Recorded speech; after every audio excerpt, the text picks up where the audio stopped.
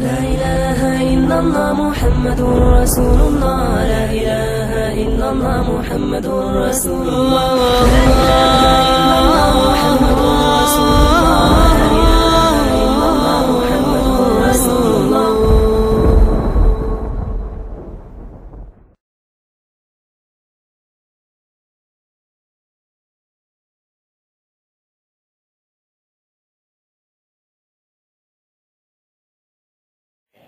اللہ تبارک و تعالیٰ کے حکم کی خلاف ورزی نہیں کروں گا، چاہے کتنا نقصان ہو جائے، چاہے مجھے کتنا لالچ دیا جائے، لیکن میں اللہ تبارک و تعالیٰ کے حکم کی خلاف ورزی نہیں کروں گا.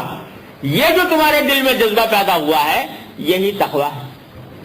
تو اسی کو آگے بڑھانے کے لیے، اس کی ٹریننگ دینے کے لیے اللہ تبارک و تعالیٰ نے یہ رمضان کا مہینہ بھیجا ہے، تاکہ تمہیں اس بات کی ٹریننگ حاصل ہو کہ اللہ کے حکم کے آگے اپنی خواہشات کو قربان کرنا پڑے گا تو قربان کروں گا، اپنے مفادات کو قربان کرنا پڑے گا تو کروں گا. جس طرح روزے میں کرتے ہو تو اللہ تبارک و تعالیٰ اپنی رحمت سے یہی جذبہ ہمیں زندگی کے دوسرے کاموں میں بھی عطا فرما دے. اسی کا نام تقویٰ ہے. یعنی جس طرح شدید پیاس کے باوجود میں روزے میں پانی نہیں پیتا اور شدید پیاس کے بھوک کے باوجود کھانا نہیں کھاتا، تو جب باہر نکلوں گا تو چاہے جتنی خواہش ہو رہی ہو، کتنا ہی دل مچل رہا ہو کہ میں اپنے آنکھ سے کوئی گناہ کی چیز دیکھوں، کسی نامحرم پر لذت کی غرض سے نگاہ ڈالوں، اور اس کے لیے دل مچل رہا ہے، دل میں خواہشات پیدا ہو رہی ہیں، جذبات پیدا ہو رہے ہیں، لیکن جس طرح تم وہاں پیاس کے باوجود پانی نہیں پی رہے تھے، اسی طرح یہاں پر اپنی آنکھ کو اس غلط کام سے بچا لو. یہ نام ہے، یہ ہے تقویٰ.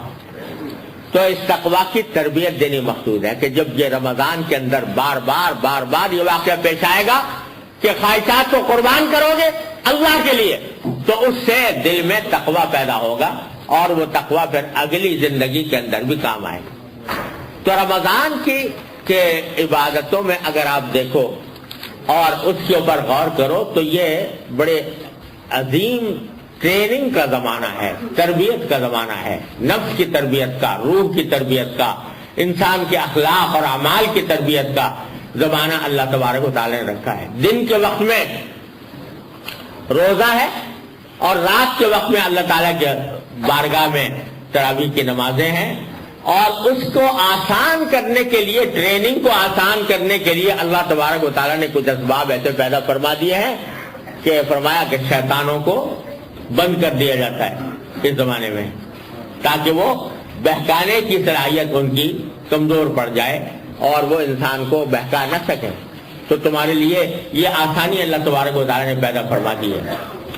اور آج کل ایک رسم چل پڑی ہے استقبال رمضان کی، اس کے لیے محفلیں منعقد ہوتی ہیں، جلسے ہوتے ہیں، تقریبات ہوتی ہیں. مجھے تو اندیشہ ہے کہ یہ بھی کوئی بدعت کی شکل اختیار نہ کر لے. لیکن رمضان کا استقبال حقیقت میں یہ ہے کہ آدمی یہ سمجھے کہ یہ مہینہ جو آ رہا ہے اس کو میں اپنی روح کی تربیت اور اللہ تبارک و تعالیٰ کے ساتھ تعلق کی مضبوطی کے لیے استعمال کروں گا. یہ آدمی پہلے سے اس بات کا تہیہ اور اس بات کا عزم کرے تو یہ ہے صحیح استقبال رمضان کا. اور اس کا طریقہ یہ ہے کہ یہ رمضان جیسا میں نے عرض کیا صرف روزہ رکھنے اور تراویح پڑھنے کی حد تک محدود نہ رہنا چاہیے، بلکہ پہلے سے آدمی دو کاموں کا اہتمام کرے تو انشاءاللہ یہ انسان کی زندگی میں بڑی خوشگوار تبدیلی لانے کا ذریعہ بن سکتا ہے. دو باتیں. ایک بات یہ کہ اس رمضان کے مہینے میں اس بات کا تو پکا عزم کر لے انسان کہ اس پورے مہینے میں انشاءاللہ کوئی گناہ نہیں کروں گا. ورنہ آپ سوچئے کہ رمضان کے مہینے میں آدمی نے اللہ تعالیٰ کے حکم کی خاطر کھانا چھوڑ دیا، پانی چھوڑ دیا۔ کھانا حلال تھا کہ حرام تھا؟ حلال تھا، مگر حلال کو بھی چھوڑ دیا۔ پانی پینا حلال تھا کہ حرام تھا؟ حلال تھا، مگر اللہ کے لیے چھوڑ دیا۔ جو چیزیں پہلے ہی سے حرام ہیں، جو روزے میں یا غیر روزے میں دونوں میں حرام ہے، اگر وہ نہ چھوڑی تو پھر وہ روزہ کس کام کیسا ہوا؟ مثلا جھوٹ بولنا حرام تھا، جھوٹ بولنا روزے میں نہ چھوڑا۔ غیبت کرنا حرام تھا، غیبت کرنا روزے میں نہ چھوڑا۔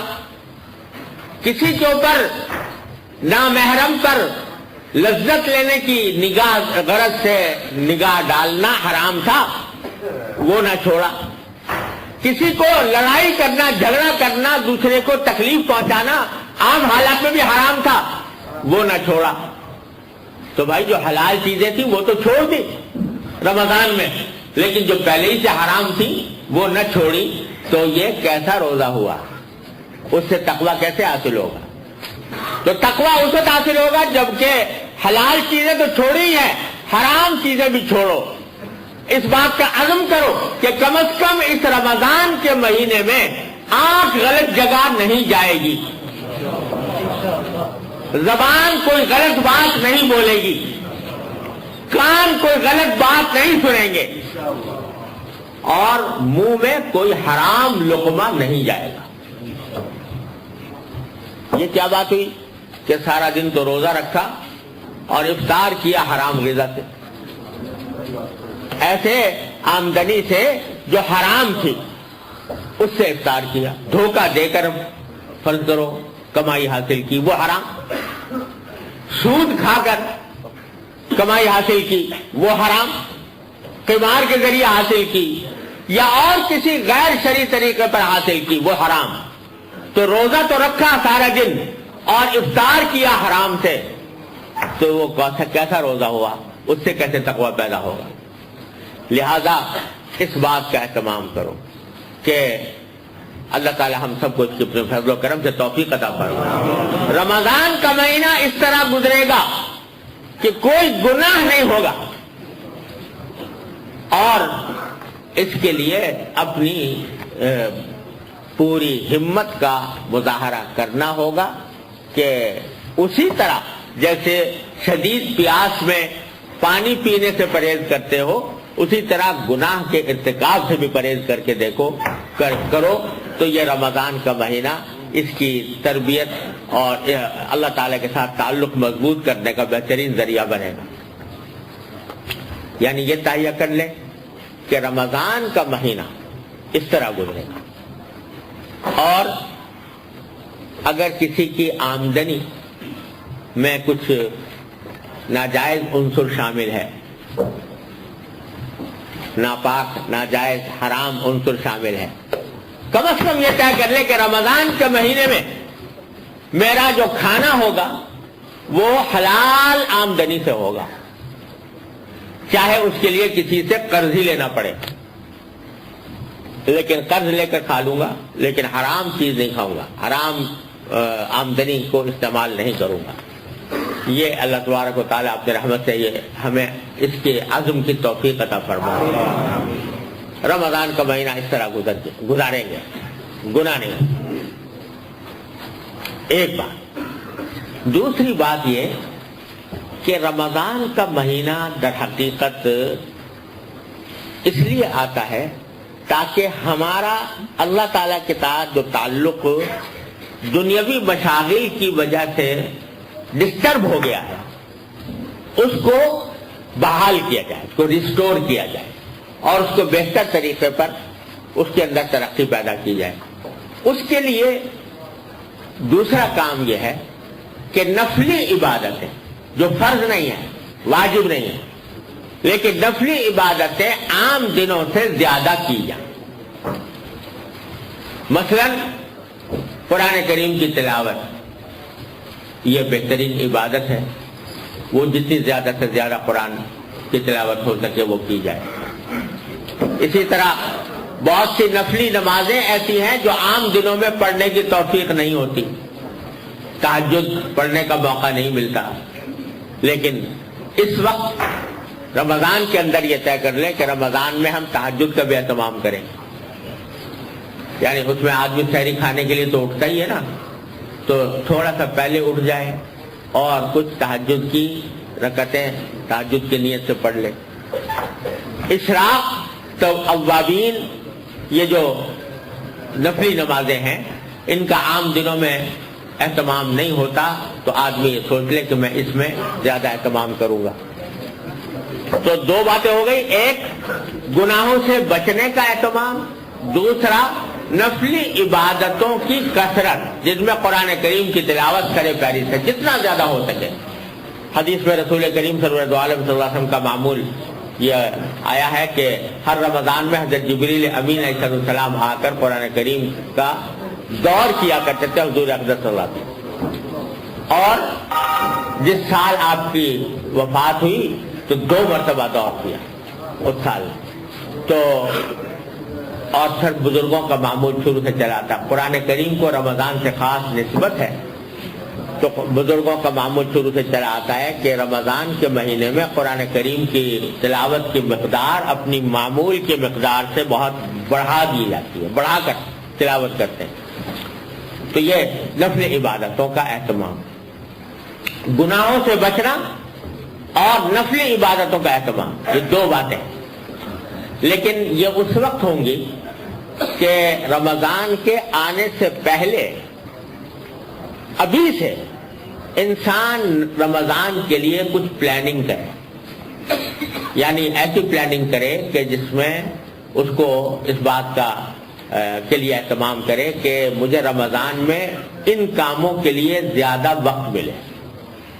اپنی دوسری مصروفیات کو جتنا کم کر سکے بغیر کسی کا حق مارے ہوئے، اگر جتنا کم کر سکتا ہے اس کو کم کرے اور نفلی عبادتوں کے اوقات کو بڑھائے اور گناہوں سے بچنے کا اہتمام کرے. جو مواقع ہوتے ہیں گناہوں میں مبتلا ہونے کے، ان مواقع پر جانے سے پرہیز کرے اور پہلے سے اس کا منصوبہ بنائے کہ رمضان کے مہینے میں میں اپنے شب و روز کے معمولات، میرے دن رات کے معمولات کس طرح ہوں گے، پہلے سے یہ پلاننگ کرے.